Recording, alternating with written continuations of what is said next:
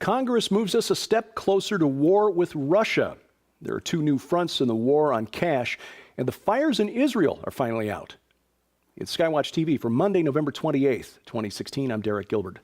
First up, Green Party presidential candidate Jill Stein has filed for a recount of the votes in Wisconsin.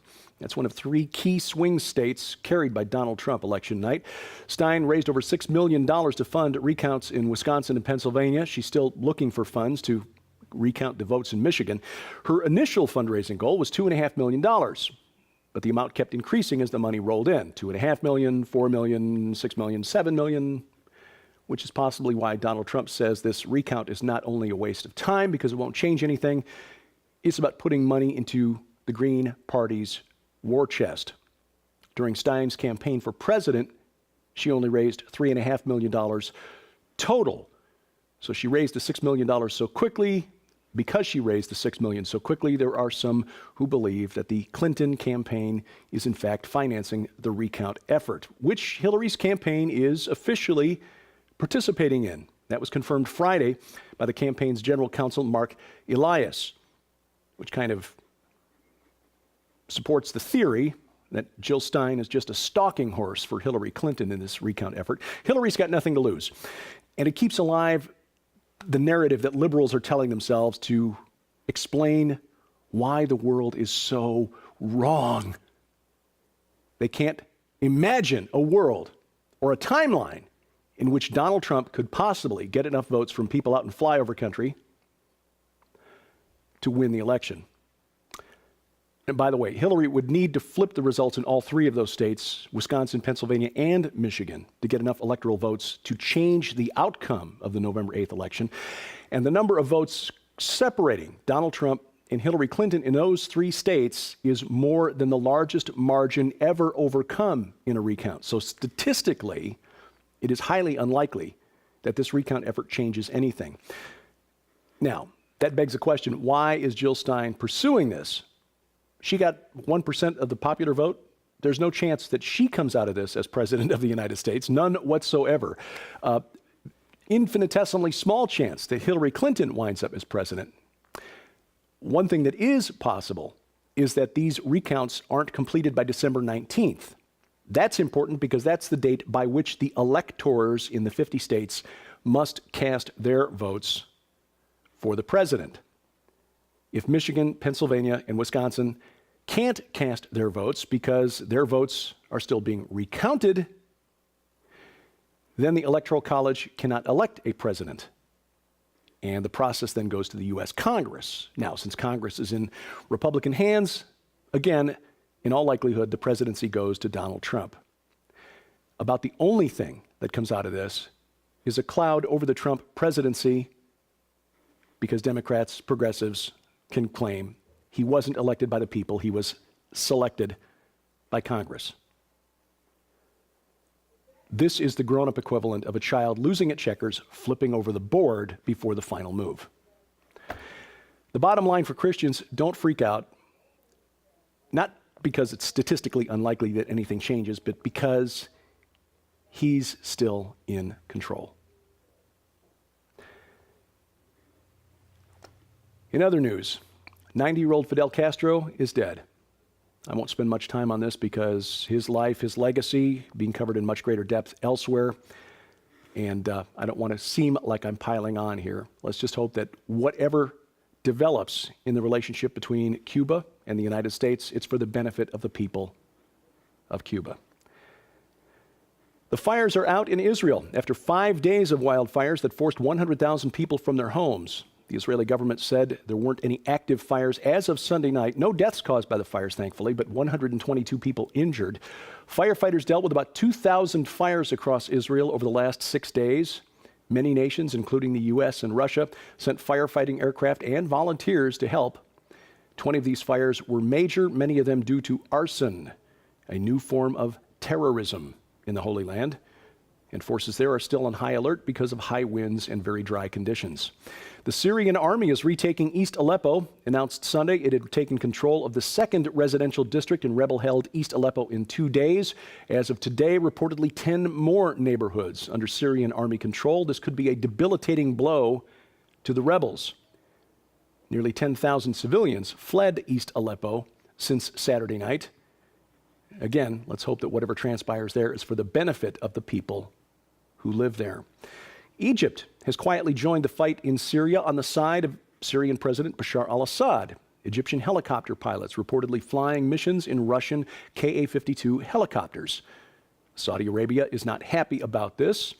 The Saudi King Salman angry that Egypt's President Abdel Fattah el-Sisi not only joining in this fight on the side of the Syrians, but that the Egyptian government has opted not to send ground forces to participate in the fight in Yemen against Iran-backed Houthi rebels. Saudi Arabia has cut off financial aid to Cairo and stopped shipping oil to the Egyptians. And a disturbing development in Iraq. The Shia-dominated government in Baghdad approved a law Saturday that will turn the Popular Mobilization Forces, or militia units, mainly Shia and backed by Iran, into official government troops, separate from the Iraqi army and police forces, in effect turning it into the Iraqi National Guard. Other religious blocs in the Iraqi parliament opposed the move, but they didn't have the votes to stop it.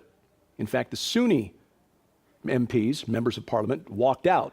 Only 208 out of the 328 MPs were present for the vote. About 170 voted in favor of this move. This looks like a new standalone Shia fighting force funded by the Iraqi government. Needless to say, the Sunni Arabs, the Kurds, Christians, Yazidis in Iraq, not very happy about this development, and neither are the Turks. Tensions are rising again in Ukraine. The government in Kyiv has notified Russia that it plans to test missiles near the Crimea on December 1st and 2nd. Crimea seceded from Ukraine, voted to join the Russian Republic. Moscow considers the area Russia's sovereign airspace. Stay tuned for developments on this story. And here in the U.S., while we were distracted by hashtag Not My President protests, the lame duck Congress rushed through a resolution November 15th calling for a no-fly zone over Syria. Now, this is a resolution, not a law requiring it. As we've said before, a no-fly zone over Syria would require shooting down Russian planes. The Russian Air Force is in Syria at the invitation of the duly elected Syrian government.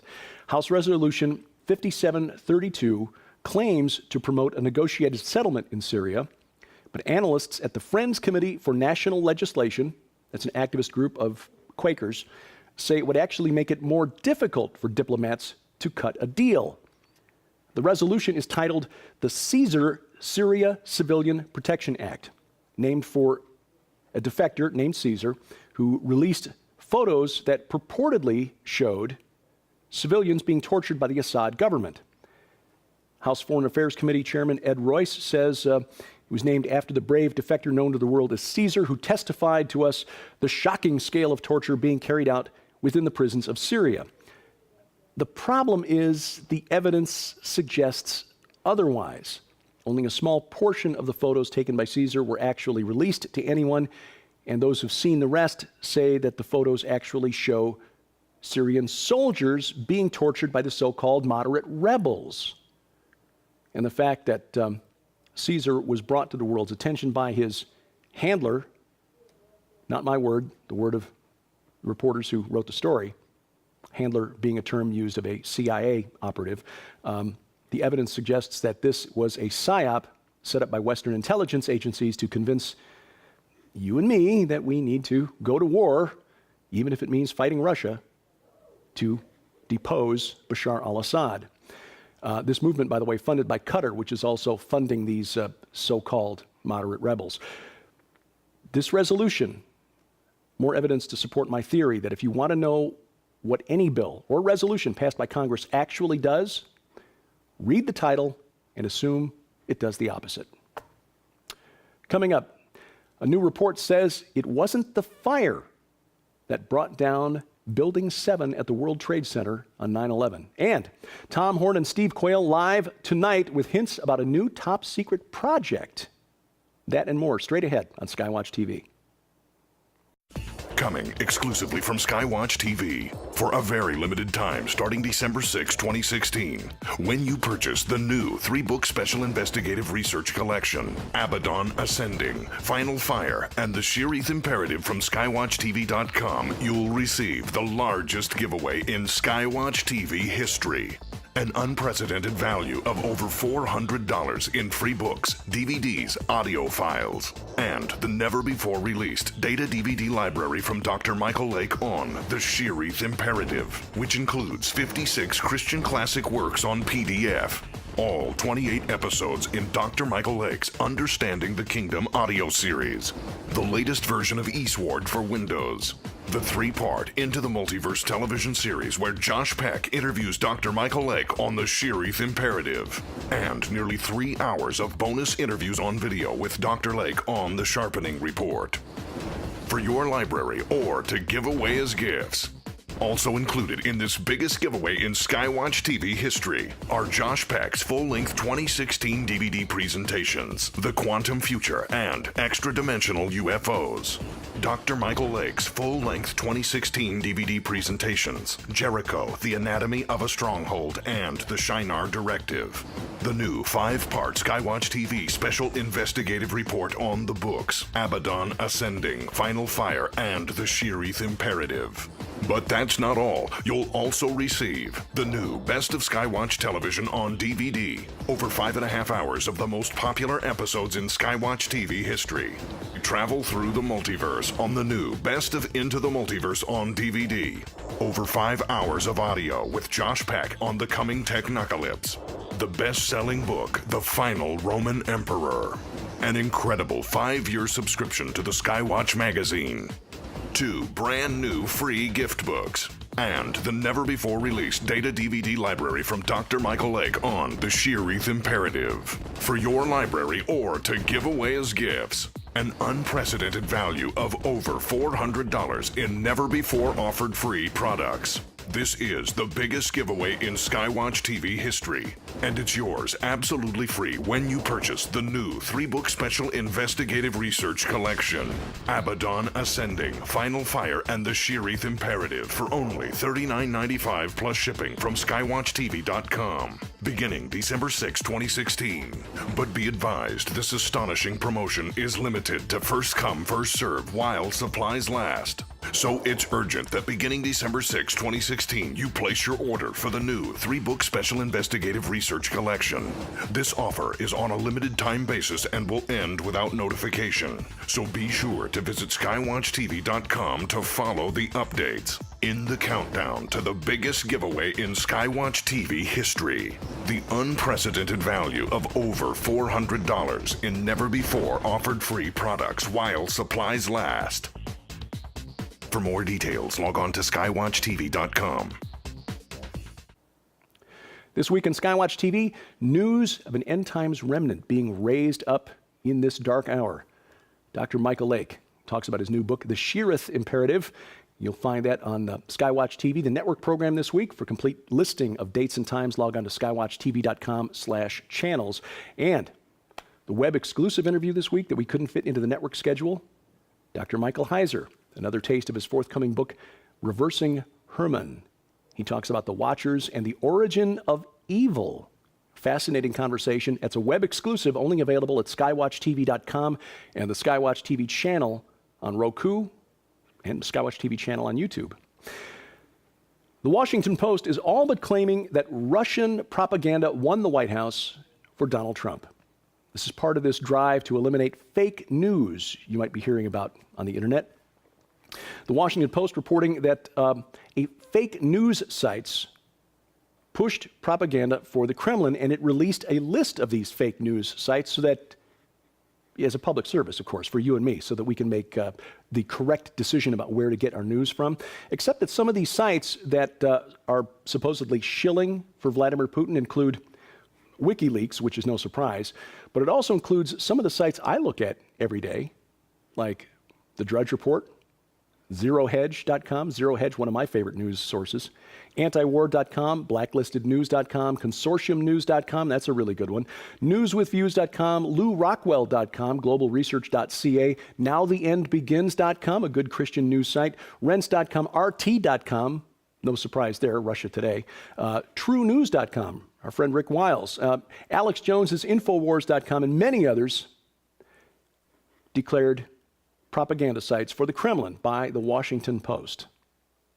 Sadly, SkyWatch TV did not make the list.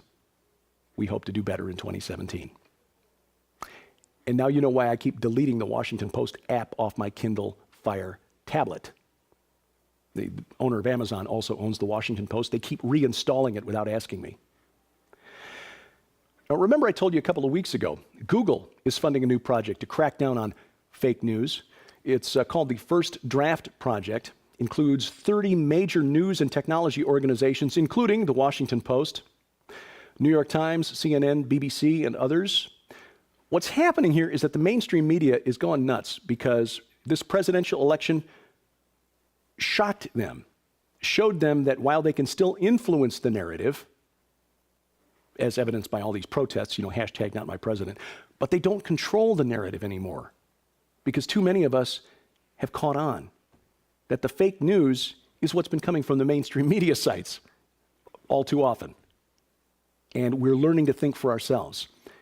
So they're trying to get together and come up with a way to punish fake news sources or drive them off the internet altogether, essentially setting up their own ministry of truth. We're going to keep our eyes on this. In Europe, bird flu causing problems for poultry farmers there. We watch this because bird flu can be transmitted to hogs, pigs, and also we're finding out through other animals like, not shrews, ferrets. And then these animals, pigs, ferrets, can also then transmit those viruses if they mutate to humans, making them dangerous. H5N8 is the strain. It has caused the culling of 190,000 ducks in the Netherlands.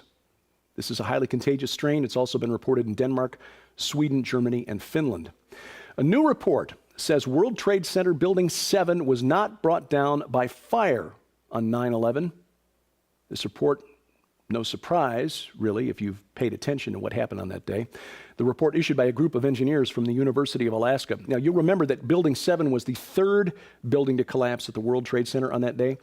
The official report said that it was the first steel skyscraper in history ever to collapse because of a fire. The war on cash comes to one of the world's most populous nations, India. Prime Minister Narendra Modi has called for his nation to go completely cashless. This is during his monthly national radio address. He was responding to criticism of his government's crackdown, or recent ban, really, not crackdown, but ban of 500 and 1,000 rupee notes. We've seen similar calls here in the West, elimination of the $100 bill because only tax cheats and drug dealers and terrorists use cash. In India, it was a move to eliminate to crack down on tax cheats. And South Korea, they're laying the groundwork to get rid of coins. They're a nuisance, right? Starting next year, buyers at convenience stores can cut, or rather accept money put on a prepaid transportation card in lieu of coins. Korea's central bank wants to expand the program to supermarkets, pharmacies, and other retailers and add the change to checking accounts, savings accounts, or credit cards. And of course, that'll be the next argument in the war on cash. Coins cost more to produce than they're actually worth in circulation. And so we can save the government money if we would just eliminate coins, in addition to the big bills. And the phase after that, of course, will be, it'll be better to get an implant in the hand or forehead because you can lose a debit card.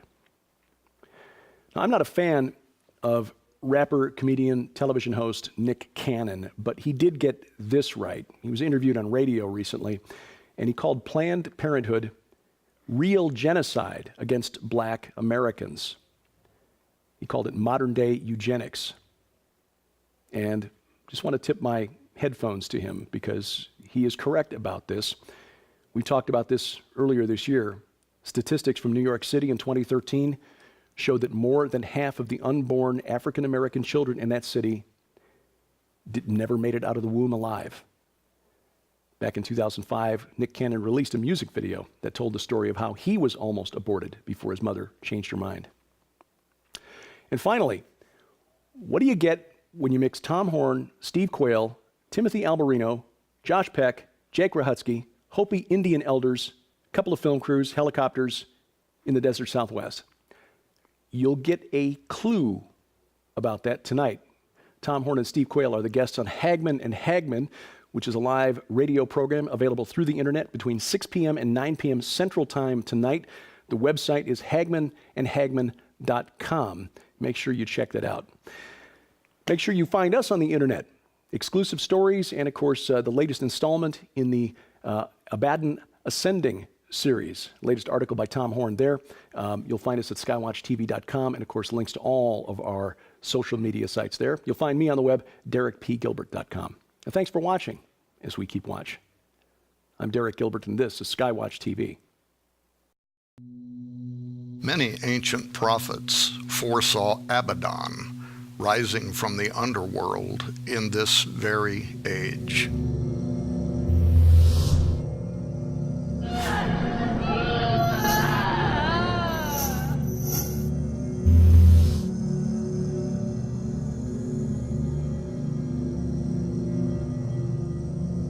The satanic human sacrifice by CERN employees in front of the god Shiva was called parody. But all occult masters understand that symbolism was a powerful invitation for a doorway to be opened at CERN.